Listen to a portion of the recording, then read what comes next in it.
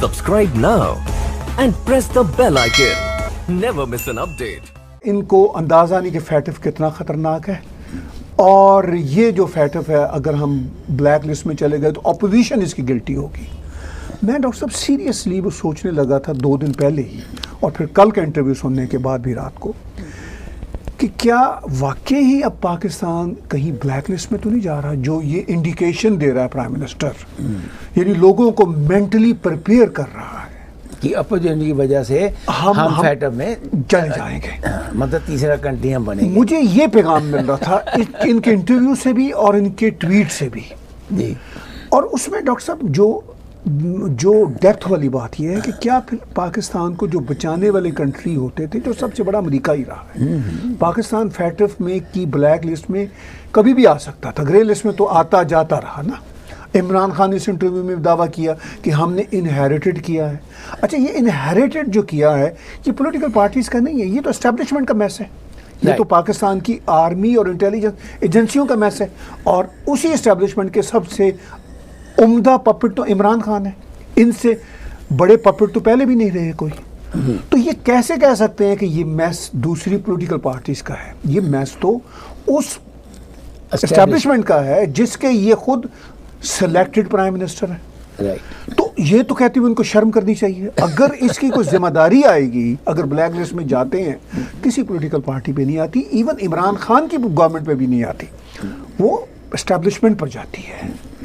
तो इस बात की हिम्मत नहीं है, इस सच और इंसाफ की बात करने की इस पपेट प्राइम मिनिस्टर में हिम्मत ही नहीं है। मैं ताहिर साहब वो लिस्ट देख रहा था 39 कंट्रीज की जो मेंबर हैं, उसमें से मुझे सिर्फ 3 ही ऐसे कंट्री नजर आए, 2 ही बल्कि, टर्की एंड चाइना, जो इनके साथ हमेशा खड़े होते हैं। उसमें अरब कंट्रीज भी हैं और यूरोप की कंट्रीज भी हैं, लेकिन मुझे कोई ऐसा नज़र नहीं आया जो इनके साथ खड़ा होगा। और मुझे ये भी लगता है कि शायद वो इसको ब्लैक लिस्ट में ना डालें, लेकिन फिर भी जो ग्रे लिस्ट है उसमें से बाहर ना निकालें। कोई ऐसा अंदाज सा हो रहा है, क्योंकि दिखावे के लिए, अब ये तो मानोगे ना, दुनिया में एक दिखावा भी बहुत बड़ी बात होती है। दिखावे के लिए इन्होंने जो पिछले 2 वीक्स में स्टेप्स लिए हैं, हाँ जी, और ये जो कानून भी पेश किए, चाहे उसके ऊपर एक्शन किसी ने नहीं लेना, किसी जो लीडर, जो ये वहाँ पर बहुत बड़े टेररिस्ट लीडर्स बैठे हुए हैं, उनको जेलों में अपने घरों से ज़्यादा सुविधाएं हैं। They are dealt much more better than at their own places. तो जब ये सब कुछ है तो वो जो दिखावा होता है, हाँ जी, कई बार आप जानते हैं कि रियल एस्टेट वाले जो होते हैं, हाँ जी, दुनिया में सब जगह, not only in Canada, through out the world, वो मकान को खूब सजा सजू के बेच देते हैं और बाद में पता लगता है 2 साल के बजाय मकान नीचे गिर जाता है। तो ऐसे ही मैं समझता हूँ कि ये कुछ, आपको ऐसा नहीं लगता? हमारे ना पंजाबी में कहते हैं लपा चोप। जी, बिल्कुल ठीक, बिल्कुल ठीक, वो राइट। डॉक्टर साहब देखिए, बात बड़ी सादा है कि दिखावे के लिए ये काम बड़े लंबे समय से कर रहे हैं, इस बार नहीं सिर्फ हो रहे। कई बार हाफिज सईद को पकड़ा छोड़ा, वो अंदर VIP ट्रीटमेंट में जेलों में रहते हैं, वो जब बाहर निकलते हैं तो लिमोजिनों में जा रहे होते हैं, फूल दुनिया उन पर निछावर कर रही होती है, लड्डू खा रहे होते हैं। तो इस तरह की सिचुएशन है उन सब टेररिस्ट की। दाऊद इब्राहिम का नाम पहली बार पाकिस्तान ने लिस्ट में शामिल किया, ये कहते हुए, यानी एक्नॉलेजमेंट करते हुए कि वो पाकिस्तान में है। ये इंटरेस्टिंग, इमीडिएटली जी उसको डिनाई भी कर दिया कि वो पाकिस्तान या और साथ ये हुआ है, वो सारी की सारी जो सूरत हाल है पाकिस्तान, मैं ये समझता हूँ कि ये जो पार्लियामेंट से बिल पास करवाना चाहते थे, ये भी एक आई वॉश था, क्योंकि उनकी एक रिक्वायरमेंट थी फैटिफ वालों की कि भाई आपकी पार्लियामेंट भी कहे, वही मैं कह रहा हूँ। अच्छा, लेकिन वो भी मुझे ये लगता है, जो मैं पहले बात कर रहा था, कि जो ये बार बार अब ब्लैक लिस्ट की बात प्राइम मिनिस्टर कर रहे हैं, ये लोगों को मेंटली तैयार शायद कर रहे हैं। उसकी वजह ये है कि फैटिफ वाले भी डॉक्टर साहब तंग आ गए हुए हैं ना। फैटिफ वालों के लिए भी एम्बैरसमेंट होती है कि भाई आप कितने देर तक, कितने अरसे तक आई वॉश में रहेंगे, क्योंकि फैटिफ ने जो इनको रिक्वायरमेंट्स दी थी वो पता नहीं कुछ 27 या कुछ समथिंग थी, उसमें से 2 पे एक्चुअली काम हुआ था अब तक। जितनी भी वो रिक्वायरमेंट थी पूरे का पूरा, बाकी काम ही नहीं हुआ था।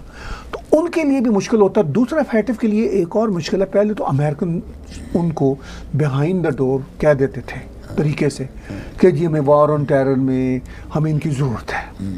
अब ये बात भी तय है कि अमेरिकन भी नहीं कह रहे, क्योंकि अमेरिकन बहुत इंपॉर्टेंट, IMF उनके कंट्रोल में है, वर्ल्ड बैंक उनके पास है, पूरी दुनिया की जो इकोनॉमी है।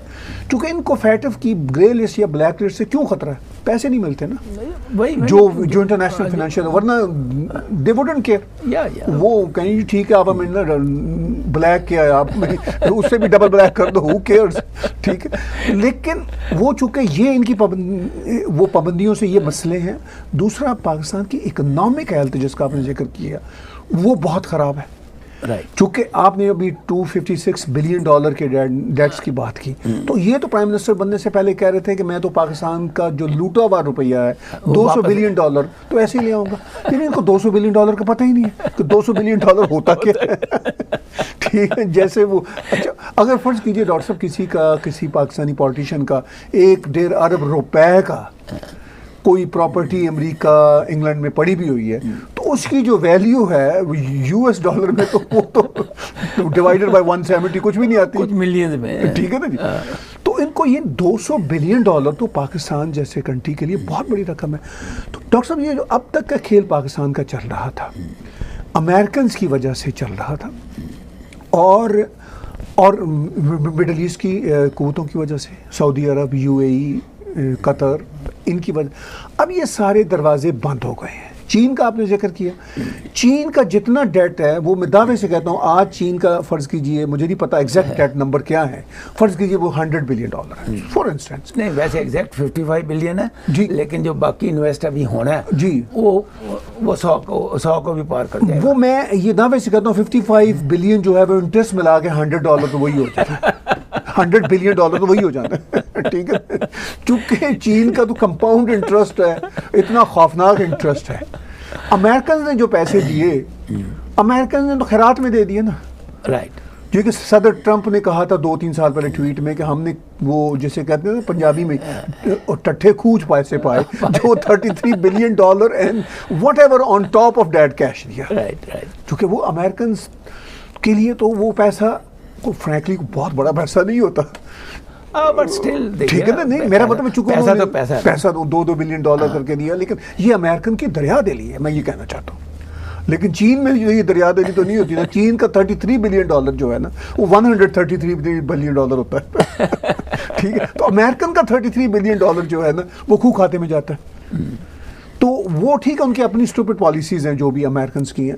लेकिन अब जो है इमरान खान बहुत ही चैलेंज्ड हैं, जो सिचुएशन है फैटिफ के हवाले से, जो पाकिस्तान की इकोनॉमिक सिचुएशन उस हवाले से, और अपने वो जो होता है उनकी नाइविटी या उनकी एक कंफ्यूज या उनका एक आई वॉश करने का जो एटीट्यूड है इमरान खान का, वो फिर ये होता है कि सारी जिम्मेदारी वो डाल दें अपोजिशन पे। अच्छा, एक और बात, इमरान खान ने कल के इंटरव्यू में ही बार बार कहा जी कि वो अपोजिशन कंटेनर पर चढ़ जाती है, हालांकि अपोजिशन प्रैक्टिकल कंटेनर पे अभी तक चढ़ी नहीं है, ये खुद कंटेनर का प्राइम मिनिस्टर है।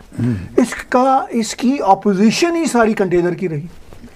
तो मुझे हैरत होती है कि इस शख्स को शर्म नहीं आती कि जो हरकतें इसने सारी जिंदगी की और अपोजिशन जो एग्जैक्टली कर भी नहीं पा रही जो उसने किया, और उनको ये वही इल्ज़ाम दे रहा है। एक तार साहब, एक बात बहुत इंटरेस्टिंग है इसमें से कि अब सेनेट और जो पार्लियामेंट है ये मिलकर, वैसे तो मैं टोटल जो होती है उसको पार्लियामेंट कहते हैं, लेकिन सेनेट एंड हाउस ऑफ मतलब जो एमपीज का जी दोनों जो house lower upper house parliament मिलकर पार्लियामेंट बनती है। अब इनकी मीटिंग होने जा रही है अगले वीक, राइट। उस मीटिंग में अगर ये पास हो जाता है तो एक बहुत बड़ा इनको पॉइंट नहीं मिल जाता, और चाइना को भी और टर्की को भी, कि देखिए उन्होंने तो कानून बना दिया है, और उनकी जो एक बहुत बड़ी कंडीशन है कि पार्लियामेंट पास करे वो हो गया। डॉक्टर साहब, हो सकता है पार्लियामेंट अगर पास कर देती है तो इनको ग्रे लिस्ट में रहने दिया जाए। हाँ। मुझे इस बात का कम इम्कान नज़र आता है कि ये ग्रे लिस्ट से बाहर निकलेंगे, क्योंकि वो इनकी जो कंप्लाइंट्स थे इन्होंने अभी तक तो उसका शायद 15% भी नहीं पूरा किया जो उनकी रिक्वायरमेंट है। तो एक तो ये चांस है, दूसरा ये भी हो सकता है कि अगर ये पास भी हो जाए पार्लियामेंट से, इसका भी चांस है कि वो फैटफ कहे, चूँकि फैटफ पर बहुत प्रेशर है इंटरनेशनल इदारों का, तो फैटफ ये कहे कि नहीं जनाब आप ब्लैक में जा रहे हैं, जो ये मिलिट्री लोगों को तैयार करने लगे, क्योंकि ये खुद ही अब दुनिया को बता रहे हैं कि हालात किस, जिसे कहते हैं ना उर्दू में डेंस वर्ड नहज पे आ गए हैं, यानी हालात किस मोड़ पे आ गए हैं, ये दुनिया को एक तरह से प्री एम्प्टिव इंडिकेशन दे रहे हैं।